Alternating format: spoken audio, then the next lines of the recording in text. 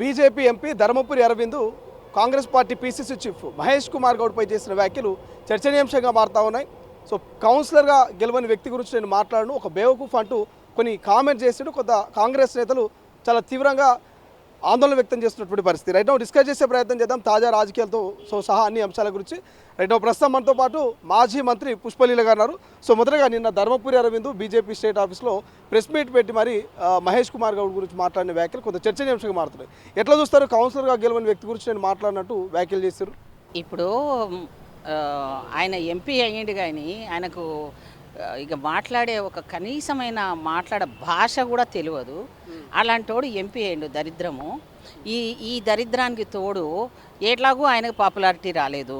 ఆయనకి ఏదో వస్తుంది, కేంద్ర పదవి వస్తుంది, అధ్యక్ష పదవి వస్తుంది అనుకొని అప్పుడప్పుడు మీడియాలో మాట్లాడుతూ ఉంటాడు. ఇక్కడ ఏం పదవి రానోళ్ళు చాలామంది ఉంటారు కాంగ్రెస్ పార్టీలో. త్యాగంతో ఉంటారు, వెయిట్ చేస్తారు, పేషెంట్తో ఉంటాడు. గాల్లో వచ్చినట్టు కదా నువ్వు ఎట్లా మీ అయ్య పేరు పెట్టుకొని వచ్చినోడువి. నీకు వాళ్ళు కాంగ్రెస్లో కరుడు గట్టి కార్యకర్త లెవెల్లో కష్టపడి వచ్చిన మహేష్ అన్న గురించి మాట్లాడము. ఒక పీసీసీ అధ్యక్షుడు ఆయన. నీ భాష ఏంది బాబు? మేము కూడా తిరిగి మాట్లాడామనుకో నీకున్న తెలివి లేదని మాకు కూడా తెలివి లేనట్టు పోతుంది. అందుకనే ఒక ప్రోటోకాలు, ఒక రెస్పెక్ట్ అనేది నీవు మాట్లాడడం మార్చుకో పద్ధతి. నువ్వు ఇట్లా ఇమేజ్ చేసుకుంటే నీకు డ్యామేజ్ జరుగుతుంది. నువ్వు మహేష్ గౌడ్ గురించి ఇప్పుడు మాట్లాడినావు, ఇంకోసారి మాట్లాడినావు అనుకో ఎట్లాగో నెక్స్ట్ గెలవవు నువ్వు. నేను రాసిస్తాను నీకు గ్యారెంటీగా. ఆ పసుపు బోర్డు గురించి మాట్లాడినావు, పొంకనాలు మాట్లాడినావు, చాలా మాట్లాడినావు. నీ గురించి కౌంటర్ ఇచ్చేటోళ్ళు లేరు అనుకుంటున్నావా? మా మహిళలు చూసినావు కదా ఎట్లాంటి బాటలు మాట్లాడతారో. తల ఎక్కడ పెట్టుకోవాలో కూడా తెలియదు. నేను అలా మాట్లాడను. నా సంస్కృతి తెలుసు, సంస్కారం తెలుసు, ఒక పద్ధతి తెలుసు. ఈరోజు అలా మాట్లాడితే లీడర్షిప్ పెరగాలనుకున్న వాళ్ళకందరికీ కూడా నేను చెప్తున్నది అదే. అట్లా పెద్దవాళ్ళని గౌరవించాలి, మర్యాదగా మాట్లాడాలా. ఒక ఎంపీవి, ఒక పార్లమెంట్ సభ్యుడివి. మీ పార్టీకి లేదు అనుకుంటే నీకు అంతకన్నా లేదు. నీలాంటి వాడు పోయి అక్కడ పార్లమెంట్లో మాట్లాడుతున్నాడు. నీకు భాష కూడా సరిగా రానోడు మాట్లాడుతుంటే ఒక మనిషిని పట్టుకొని ఆ మాత్రం గెలువైన నువ్వేం గెలిచినావు? మీ అయ్య పేరు లేకపోతే నిన్నెవడు దిగుతాడు? నిన్నెవడు పలకరిస్తాడు? నీకేమైనా సొంత ఇమేజా? నువ్వు ఎక్కడి నుంచి వచ్చినావు? నువ్వు అయ్య పేరు పట్టుకుతాడు. నువ్వు కాంగ్రెస్ జెండా మోసేటోళ్ళు వాళ్ళకి నీకు తేడా లేదా? సో నువ్వు వాళ్ళని పట్టుకొని మాట్లాడతావు. గెలిపోవటంలో అనేది కామన్. అది గతంలో కూడా రాహుల్ గాంధీని కావచ్చు, ముఖ్యమంత్రి రేవంత్ రెడ్డి మీద కూడా సేమ్ ధర్మపురి అరవింద్ ఇట్లనే అనుచిత వ్యాఖ్యలు చేసినప్పుడు చాలా సీరియస్ అయ్యారు మీ పార్టీ నాయకులు. సో మరోసారి పీసీసీ చీఫ్ మీద కామెంట్ చేయడం ఎట్లా చూడొచ్చు? అంటే ఏంటో అసలు ఆయన ఏమనుకుంటున్నావు? హీరో అనుకుంటున్నావు ఏమో.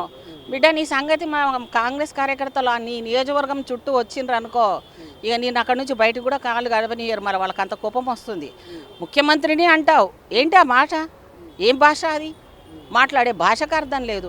ఒక ముఖ్యమంత్రి అసలు ఆయన అనుకుంటే ఆయన మంచితనానికి నేను వదిలిపెడుతున్నాడు.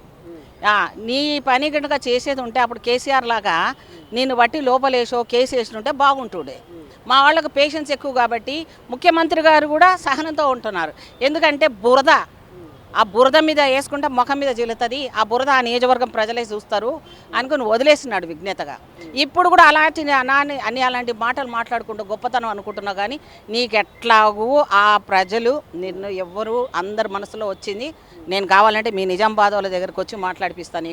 నీ సంగతి ఏందో చూసుకో. కాబట్టి నువ్వు మా పార్టీ ఎంత గొప్పదో నీకేం తెలుసు? ఈరోజు స్వాతంత్రం తెచ్చిన వాళ్ళం మేము. నీ పార్టీ ఎక్కడుంది? 12 మోదీ అని దేశాన్ని నాశనం చేసినాడు నువ్వు. అందులో నువ్వు ఒక భాగస్వామివి. జన్ అని దాని మీద మాట్లాడుతున్నారు, ఉగ్రవాదులు అంటున్నారు. ఏ సమస్య మీద తీర్చుడు మీ మోదీ? నువ్వేమి అక్కడ పోయి పార్లమెంట్లో ఏం చేసి వచ్చినావు?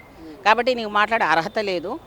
ఈ రాష్ట్రానికి సంబంధించినంత వరకు ఏం తెచ్చిండ్రో, ఏం డెవలప్మెంట్ చేసినావో, నీ నియోజకవర్గంలో అన్ఎంప్లాయిడ్ ప్రాబ్లం ఎంత సాల్వ్ చేసినావో, మహిళల సమస్యలు ఎన్ని తీసినావో ముందు మాట్లాడు, తర్వాత మాట్లాడతాం దాని గురించి. సరేనా? ఇంకోసారి వాగకనైనా ఓ తమ్ముడు ఒక అక్కలాగా చెప్తున్నా, బుద్ధిగా ఉండు, బుద్ధి మార్చుకో. లేకపోతే నిన్ను కూడా మా వాళ్ళు తిట్లు నేనైతే చెవులు మూసుకుంటా.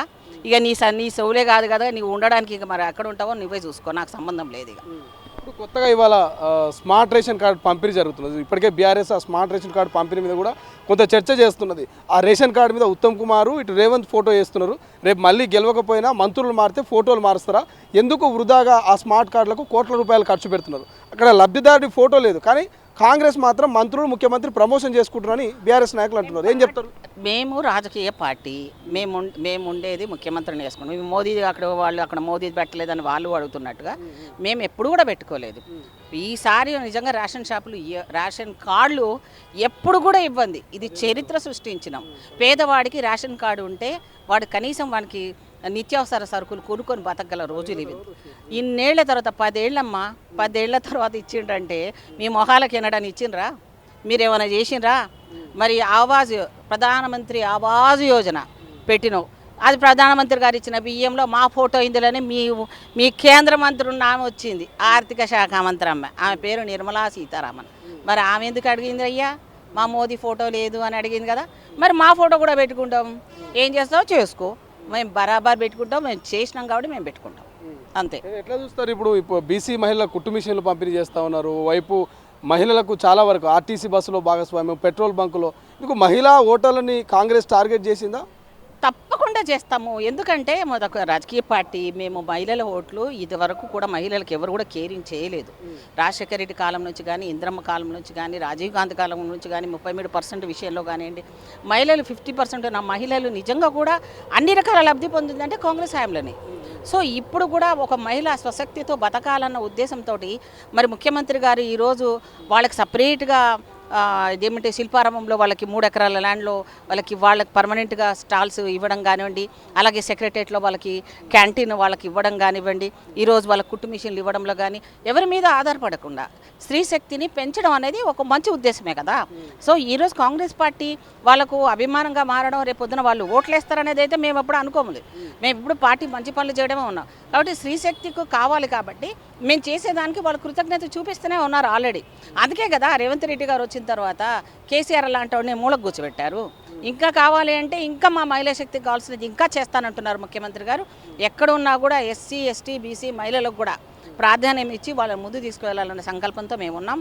ఈరోజు మహేష్ గౌడ్ గారు, అలాగే రేవంత్ రెడ్డి గారు, మా పార్టీ మంత్రులు వాళ్ళందరూ కూడా ఒక సంయుక్తంగా ఒక సంకల్పంతో ఒక మంచి ఉద్దేశంతో చేస్తున్న దాన్ని ఏం చేయని వాళ్ళు వచ్చి అరుస్తూ ఉంటే వాళ్ళకి సమాధానం చెప్పాల్సిన అవసరం మాకు లేదు.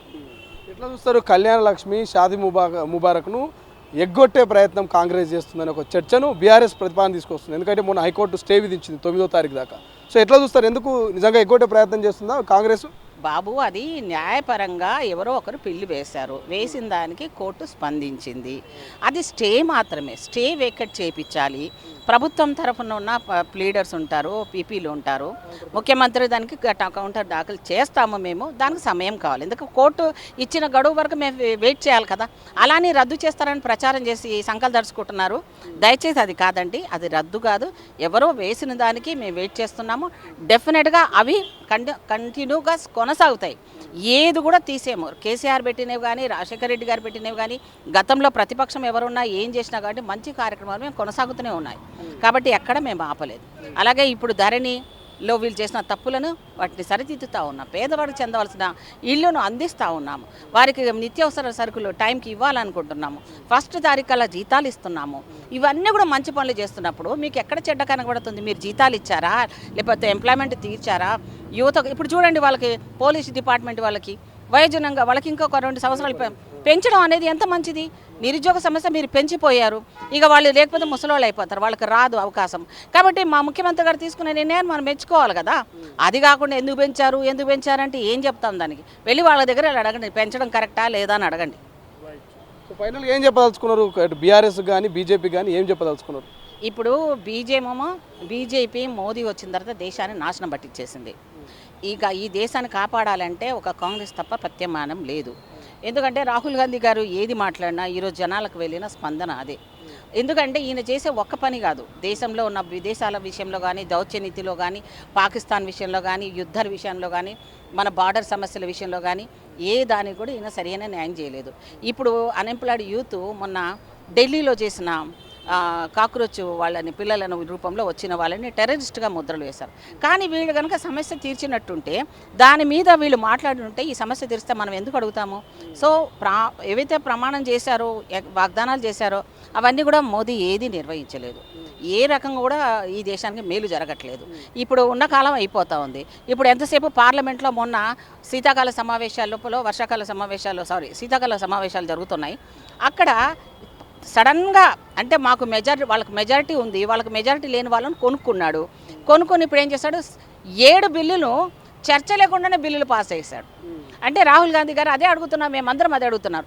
అమిత్ షా దొంగలాగా పార్లమెంటు లోపల కూర్చున్నాడు కానీ పార్లమెంటు మధ్యలోకి వచ్చి కూర్చొని ఆ బిల్లు పెట్టి చర్చ పెట్టే దమ్ము లేని అమిత్ షా ఒక హోమ్ మినిస్టరు ఆ దొంగ బిల్లులాగా రాత్రి ప్రజాస్వామ్యాన్ని కూని చేసి 7 బిల్లులు పార్లమెంటులోనే ఆ రకంగా వాళ్ళు పాస్ చేసుకోవడం ఎంత ఈ దేశాన్ని ప్రజాస్వామ్యాన్ని వాళ్ళు ఎట్లా చంపేస్తున్నారో చూడండి. నిరంకుశమైన పరిపాలన. రెండోది ఇంకా 3 బిల్లు తీసుకురాబోతున్నాడంట. ఈ బిల్లులు కూడా వాళ్ళు లెక్క పెట్టకుండా మెజార్టీ ఉంది కాబట్టి కొట్టేద్దాం అనుకుంటున్నారు. కానీ ప్రజలు ఇప్పుడు వీళ్ళు ఎన్ని చేసినా గెలుపు కోసం ప్రయత్నాలు చేస్తున్నారు. రేపు గుజరాత్ ఎలక్షన్స్ ఉన్నాయి. ఆ గుజరాత్ కానీ ఆ ఎలక్షన్స్లో గెలవాలంటే కొన్ని కార్యక్రమాలు చేయాలని, ఆఖరికి మా దళితులను కూడా బుట్టలో వేసుకోవాలని రవిదాసియా అని మా దేవుడు మాకు సంబంధించిన అక్కడికి వెళ్ళి ఆయనకు పద్మశ్రీ అవార్డు ఇచ్చి 100 కోట్లు ఇచ్చి వచ్చాడు మోదీ అక్కడ. ఎందుకంటే ఎలక్షన్ కోసమని. ప్రతిదీ కూడా ఎలక్షనే, వాళ్ళకు గెలుపు కావాలి. ప్రజలు చచ్చిపోనియండి, యూత్ ఆత్మహత్య చేసుకొనియండి, పిల్లల మీద ఆ రకంగా కొట్టడాలు తిట్టడాలు, అమ్మాయిలు రోజు ఒక రకంగా కష్టాలు పడుతున్నారు, ఇవన్నీ ఏమీ అవసరం లేదు.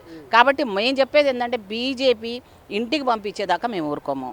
మోదీకు హటావో దేశ్కు బచావో. Thank you so much. భారత్లో ప్రత్యామ్నాయం కాంగ్రెసే, మోడీని బీజేపీని ఇంటికి పంపిస్తాం అంటూ పుష్పనీల చెప్తున్నటువంటి పరిస్థితి. చూద్దాం ఏం జరుగుతుంది, భవిష్యత్తు రాజకీయాలు ఎటువంటి పరిణామాలకు దారితీయబోతాయి. కెమెరా పర్సన్ అజయ్తో శ్రీశైలం, తొలి వెలుగు, గాంధీ భవన్, హైదరాబాద్.